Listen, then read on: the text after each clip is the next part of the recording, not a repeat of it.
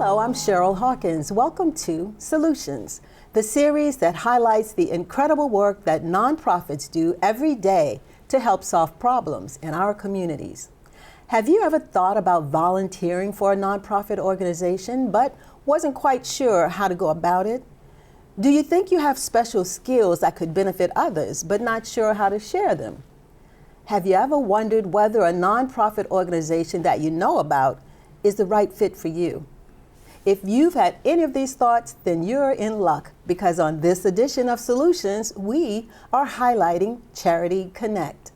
Charity Connect is a unique nonprofit organization that helps adults in the DMV area who want to volunteer to find nonprofit organizations that are right for them. And joining me in the studio to talk about Charity Connect and the work they do is Cristin Caine, the founder and CEO of Charity Connect. Cristin, welcome to Solutions. Thank you so much. Thank you for being here. I'm so excited to talk with you because I think what you do is unique in itself, and we want to hear all about how you do it. Yeah. So tell me about Charity Connect's mission and how long have you been operating? So I started Charity Connect in December 2015, so it's been a little over 8 years. And our mission is to personally connect individuals to volunteer opportunities that fits their goals, interests, and availability. And I just have to ask this: why is that important to? So important, Cheryl. I feel like the connection needs to be made because there's a lot of people who want to volunteer who aren't. I think there's education that needs to happen in terms of having people think of volunteering as strategic. So something that they could perhaps accomplish a personal or professional goal through their service, something that fits into their schedule, really looking at making a thoughtful, intentional connection so that people can make volunteering, make community service part of their lives. Mm-hmm. And I'm finding that a lot of younger people are wanting to volunteer and give their time and their money these days, which I find that to be a good thing. Yeah, absolutely. There's a lot of people, different ages, different, life situations. Most everyone, I think, if they knew of a opportunity that worked for them, would be super happy to be volunteering. Absolutely. So tell me your background. How did you get the idea to start Charity Connect? Well, I've been working on trying to shorten the story because don't shorten believe it or not, it starts at age 4. I love that. That was a long time ago. But I grew up with a close friend who had cystic fibrosis, and so started fundraising and being involved and understanding a little bit about work that nonprofits do through that experience. Then when I was in college, majoring in psychology, kind of pick that up and I carry that with me. In the work I do, I did my own event for CF, and finally upon graduation, I was a director of special events at the CF Foundation. And so that was my nonprofit experience that I pick up and carry with me and use today. And what I realized I loved about that job was teaching the parents to fundraise and really providing that important education. So I went back to get my master's in education and was a public school teacher.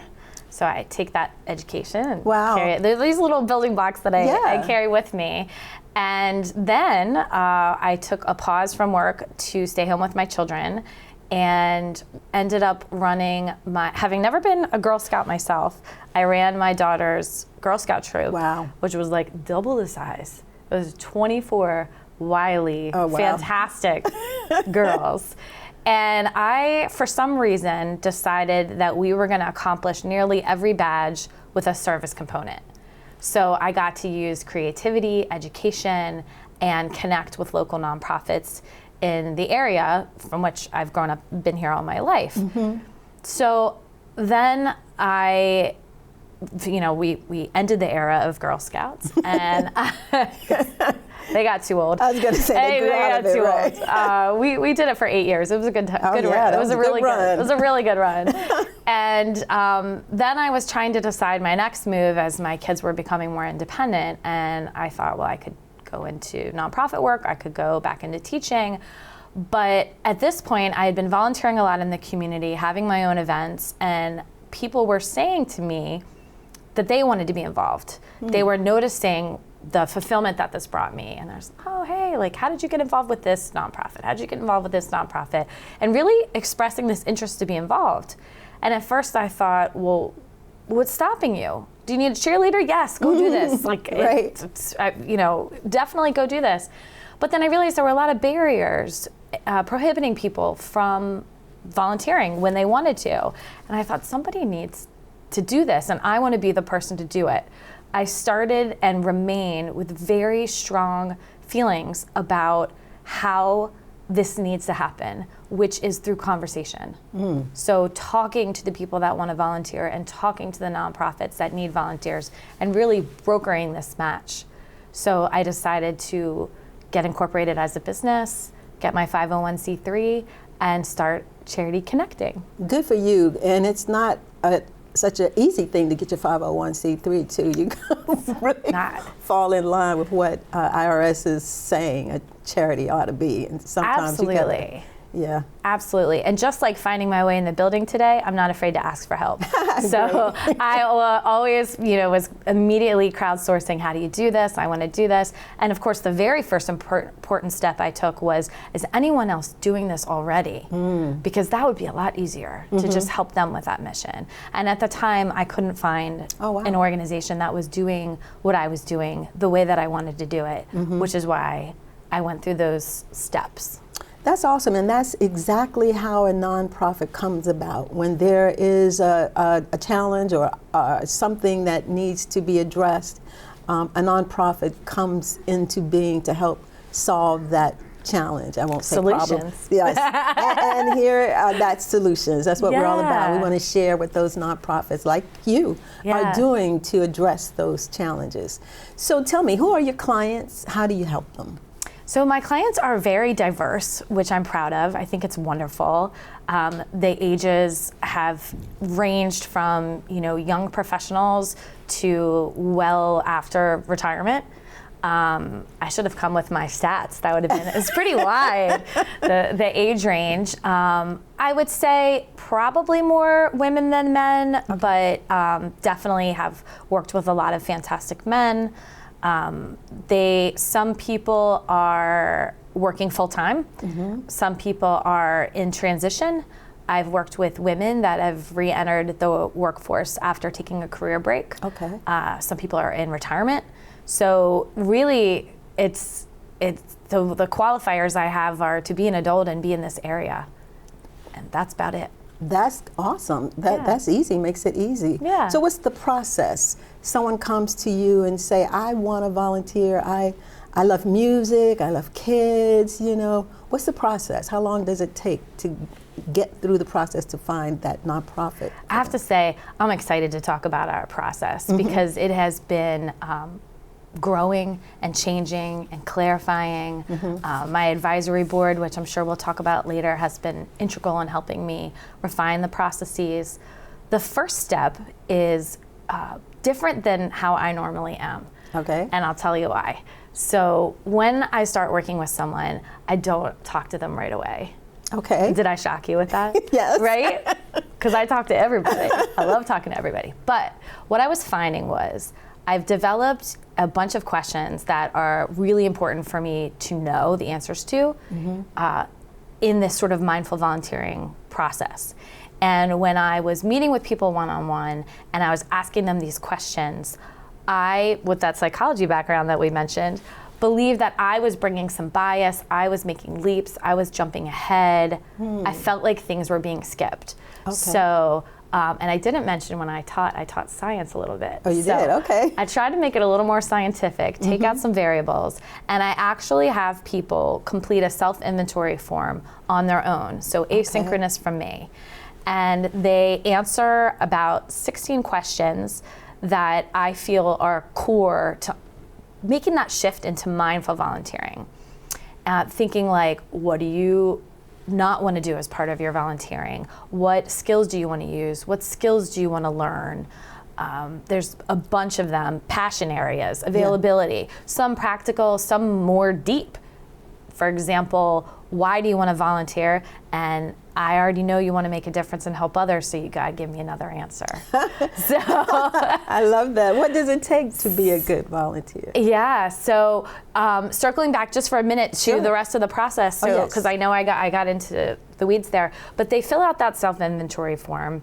That comes to me and only me, and then I create a Google document where I start putting my ideas. So again, we're separate, we're working separately at this point. I put my ideas and some hyperlinks to nonprofits that I think would be a good fit. Okay. That way, when we come together for our first meeting, I have kind of the basic information I need, and I have some ideas, exciting ideas for us to talk about.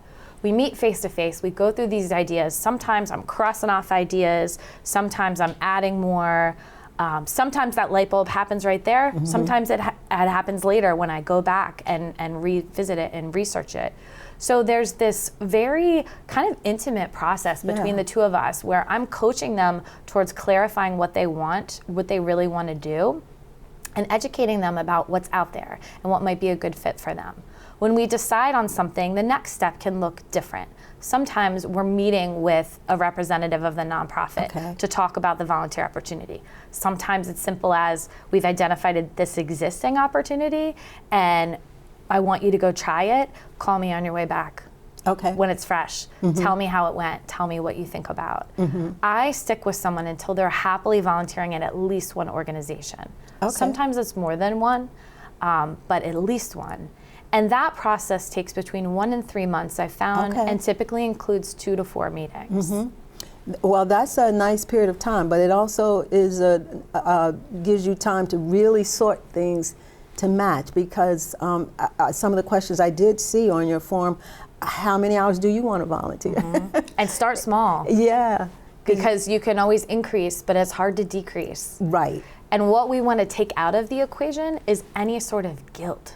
We don't want obligatory volunteering. So a big thing is when I talk to my clients, I say, I don't want would, could, or should. I want. So you are not going to serve in a way that you could just because you have the skills and ability if you're not excited about it. I want people to start looking like me, where their hands are flying everywhere. My husband will move my glass out of the way because he thinks I'm going to knock it over. I never have.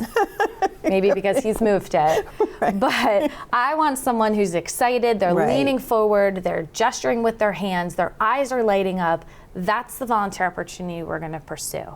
Not something that they would do or could do, and especially not something that they feel like they should do. So what does, going back to this question, what does make a good volunteer? Who makes a good volunteer? One who is open-minded to kind of take that journey if necessary, if they don't already know how they want to volunteer.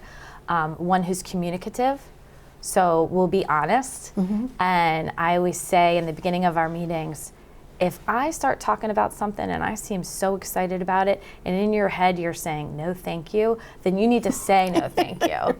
You will not hurt my feelings. And it's funny because when I first started Charity Connect, I worked with young people because that I thought, I'm creating lifelong volunteers, why not start young?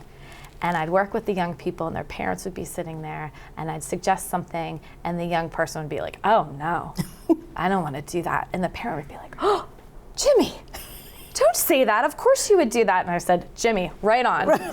I'm so glad you told me that.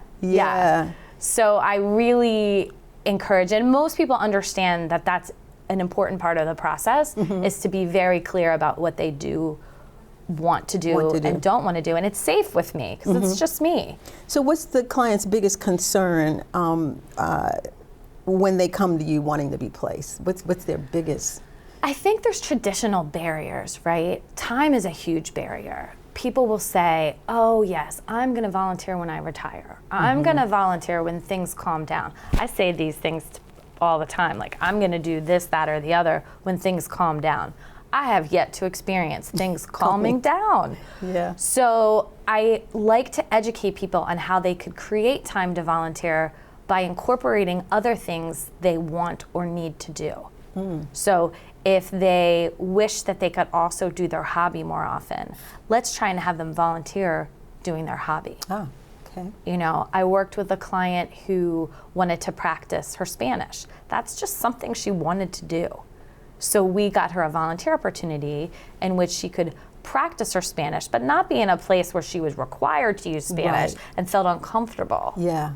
She also was new to the community and didn't know people. So she wanted to meet community, meet people. Yeah. And so volunteering, creating community of like-minded individuals and practicing her Spanish while also serving in her passion area. Wow. So we try to cross a lot of things off. So I think time is a huge barrier.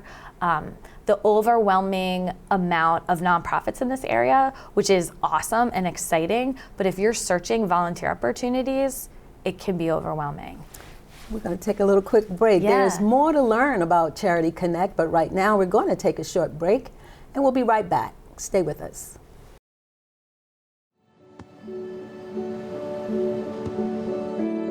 I don't remember how it started. Go to that.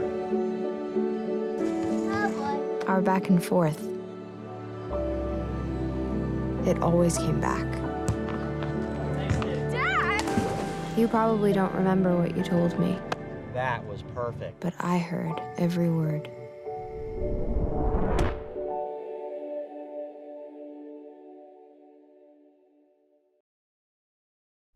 Welcome back. I'm Cheryl Hawkins. You're watching Solutions, the series that highlights the great work that nonprofits do in our communities.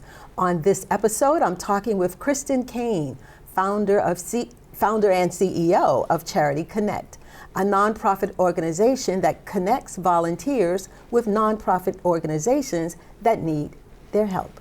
So, Cristin, tell me how you find the nonprofits that you match with the volunteers. Sure. So I was lucky to start Charity Connect already having relationships with probably about 25 local nonprofits from my own personal volunteering and then those service projects that I did with my Wiley Girl Scouts. Wow. So that was nice to go in Yeah. having those relationships. And since then, last I counted, we were right up about 200 nonprofits, and that was kind of a while ago, so maybe beyond that. It's pretty easy for me to meet nonprofits because my ask is only for them to share some basic information with me about how they use volunteers, and then be responsive to me and my volunteer should we reach out and I have a client that I want to match there. I'm kind of the nonprofit that helps other nonprofits by connecting these human resources, and I'm not competing with them for grants or anything like that. I often get asked for kind of informal consulting on volunteer management, retention, and engagement. So it's pretty easy for me to make more nonprofit friends. You know, and I like that you said that because Prosperity Media is the nonprofit that I founded with my colleagues, and we do that too. We help nonprofits. So, and kind of like you, I worked with public access television in DC for a while, and they were serving nonprofits, but not always doing it to the best that the nonprofit needed. And so I saw, as I was leaving, that need, that nonprofits need to have access to media too. Absolutely. And, and they need help with it. Yeah. So when you said that, your nonprofit helps nonprofits, so do ours. So I love that. That's a great... I knew we got along.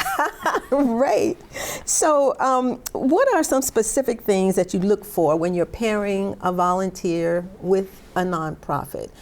I guess you have to know specifically what the nonprofit needs, what the volunteer can provide, and do you find that sometimes you find a nonprofit for the volunteer that they may not even have considered a kind of... Most often that's Most the case. often? Yeah. Okay. Yeah, I get a lot of, I didn't even know that existed. And Okay. that's right, 5 minutes away from my house, I didn't even know that existed. Right. So there's a lot of that, which feels nice. And it's interesting because sometimes it's a direct, I know of this need from the nonprofit, this is a right fit for the client's goals, interest, and availability. Oftentimes, it's kind of a hunch. So it's getting to know the essence of my client, the potential volunteer, and having this ongoing relationship with the nonprofit, I have been known to reach out to a nonprofit and say, contact the nonprofit and say, I have Cheryl here. She is a dynamo. She has these amazing skills to offer. I don't know yet where I see this going, but I feel like you are the right fit for them. Can we have a meeting? And then the magic happens. We have this, Zoom meeting, the three of us, and we create a volunteer opportunity. Okay. For example, I had a woman who wanted to volunteer and worked full time, and she wanted to help in the career services field. So we got on with the nonprofit, and we ended up that she was volunteering to share human resources best practices with the staff member.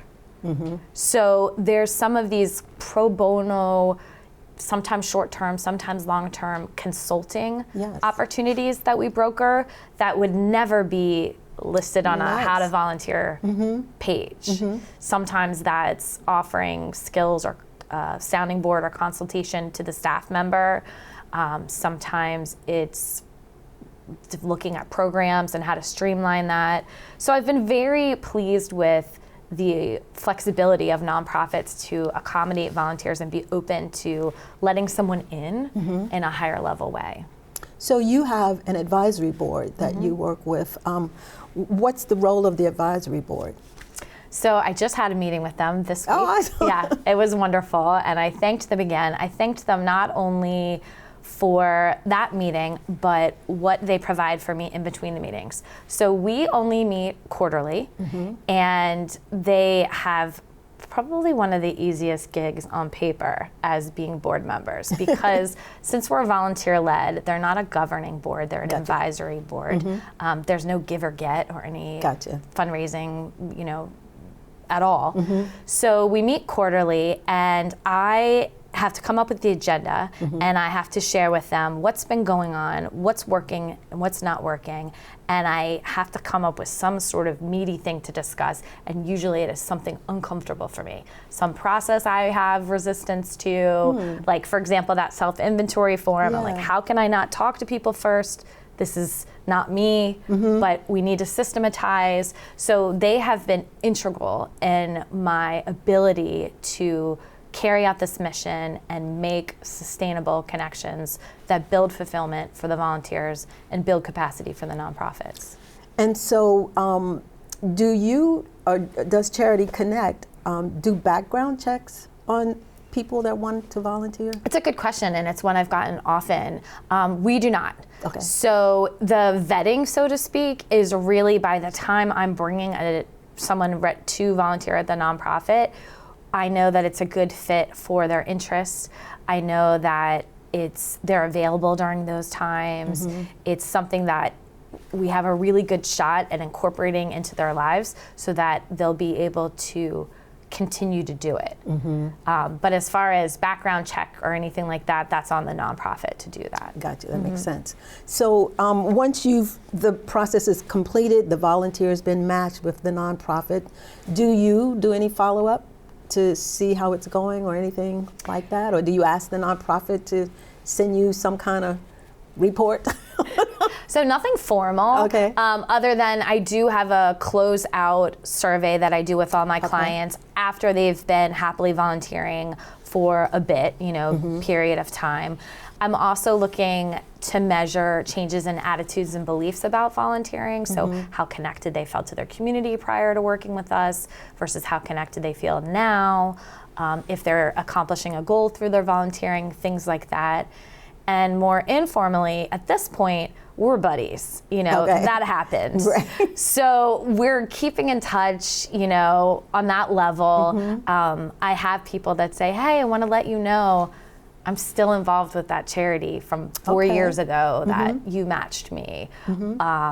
Or I just went to their event, so they think of me and informally report on their progress.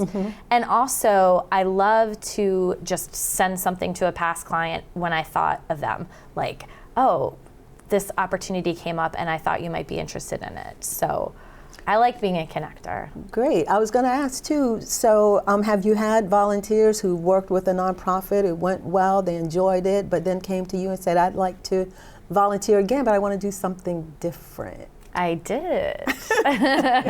So one volunteer that I matched in 2018, and we had a wonderful experience. I matched her as a mentor, and she loved it, continued to re-up. Remember, we talked about starting small, but then she added on her own. So re-upped, added another mentee, and called me maybe 2 or 3 years later and said, I'm not changing a thing about that. I love that. I want to look at something different. Wow. And that was wonderful. Yeah. And so we did go through the process again, because you can imagine some of those answers to those questions and where you are now in your life several years later could be different. Okay, yeah. So have you had a match and it didn't work out? What do you do if you place a volunteer that's not a good match? Do you find another place for them, or? Yeah, that's part of my guarantee of kind of happily volunteering at one organization, that it's not like, oh, we've set you up and you're going to go volunteer for the first time and you're done. So if it's something, we know pretty fast if it's not a match. I will say that it doesn't normally happen. There's so much thought and care and attention. You really, Getting people from point A to point B is a lot. We put a lot there. And then my hypothesis was, if we put a lot of intention there, they'd go to Z on their own. And that's what I'm seeing. And Z looks like long-term volunteering. I've had people been offered jobs through their volunteering. I was going to ask you that. Yeah, I've had volunteers of the year. And I have to say, I'm like, oh, I did a little bit of that. You know, I'm kind of like, did I get volunteer of the year? No, they did. It was them. But so you've done a lot of volunteering yourself. Do you still do, well, what you're doing now is volunteering, but do you do any other types of volunteering now? I do. One of the goals that I set with my advisory goal is for advisory board is for me to do in-person volunteering once a quarter. And then sometimes it's more often than not, if I'm going to have a meeting with a nonprofit representative, why not have that meeting while volunteering or after I volunteered? I also will take friends to volunteer. I've taken my networking group to volunteer. So organizing some group volunteer opportunities. I know the benefits of volunteering too. Yes, yes, you do. Yeah, and you have to in order to do what you're doing. Yeah, it's nice to make, reconnect with my nonprofit contacts, as well as experience firsthand what is the volunteering like. Right. So do you think your organization is making a real difference in the nonprofit world? I think it is. The feedback that I'm getting is great. The nonprofits are so grateful for my support, for the connections that I've made, for the human resources I've connected. Some of them ITs get a little greedy because they'll call me and say, I need another, like I give them a Cheryl, which is like, come on. And then like a year later, they're like, do you have another Cheryl for me? Oh, wow. And I said, well, when I do, you'll know. But I'm not out there looking for you.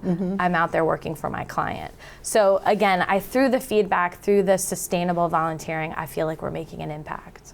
And so what are you most proud of in terms of the work that's being done at Charity Connect? Thank you. I am most proud of the fulfillment that we're making for the volunteers that they express to me very enthusiastically, and the capacity that we're building for the nonprofits.